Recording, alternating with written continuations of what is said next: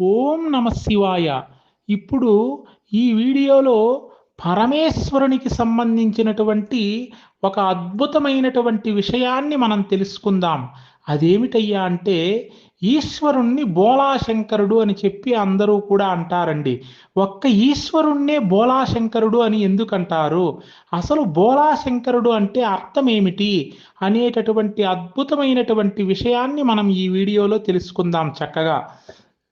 చూడండి, బోళాశంకరుడు అంటే అర్థం ఏమిటంటే మనం ఏం వరం కోరుకున్నా కూడా ఇచ్చేటటువంటి వాడు కాబట్టి ఆయనకు బోళాశంకరుడు అని చెప్పి పేరు వచ్చిందండి.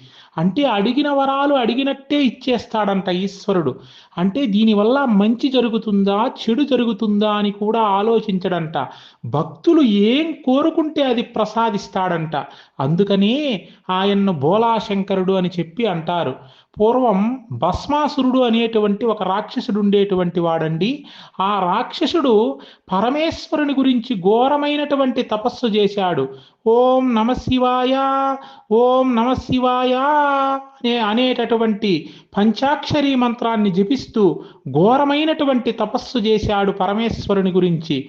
వెంటనే పరమేశ్వరుడు ప్రత్యక్షమై, నాయనా భస్మాసురా, నీకేం వరం కావాలో కోరుకో నాయనా అన్నాడు. స్వామి, నేను ఎవరి నెత్తి మీద చెయ్యి పెడితే వాళ్ళు భస్మమైపోవాలి అని చెప్పి వరాన్ని కోరుకున్నాడు. తదాస్తు అని చెప్పి వరాన్ని ఇచ్చేశాడు ఈశ్వరుడు. వెంటనే ఈ భస్మాసురుడు, స్వామి, ఈ వరం పనిచేస్తుందో లేదో మీ నెత్తి మీదే చేయి పెట్టి చూస్తానన్నాడు. వెంటనే అక్కడి నుంచి పారిపోయాడు ఈశ్వరుడు.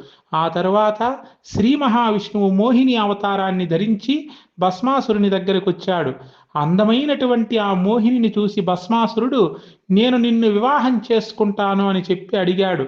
నీవు నన్ను వివాహము చేసుకోవాలి అంటే నేను ఏ విధంగా నాట్యము చేస్తానో అదే విధంగా నీవు నాట్యము చేసినట్లయితే నేను నిన్ను వివాహం చేసుకుంటానని చెప్పాడు మోహిని అవతారంలో ఉన్నటువంటి శ్రీ మహావిష్ణువు.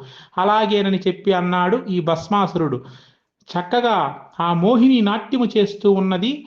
ఆ నాట్య భంగిమలలో మైమరిచిపోయి అలాగే ఇతను కూడా నాట్యం చేస్తూ ఉన్నాడు.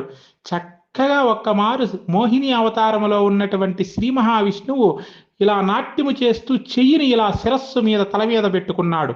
వెంటనే ఆ భస్మాసురుడు కూడా అలాగే తల మీద పెట్టుకున్నాడు. వెంటనే అక్కడికక్కడే మరణించాడు. చూశారు కదండి. ఈ వరం వలన ప్రమాదం వస్తుందా లేదా అని కూడా చూడకుండా వరాన్ని ఇచ్చి ఆ శివుడే ఎంత ఇబ్బంది పడ్డాడో అదన్నమాట విషయం. శివుడు ఏం వరం అడిగితే అది ఇస్తాడు. అందుకనే ఆయన్ను బోళాశంకరుడు అంటారు. సర్వే జనా సుఖినో భవంతు.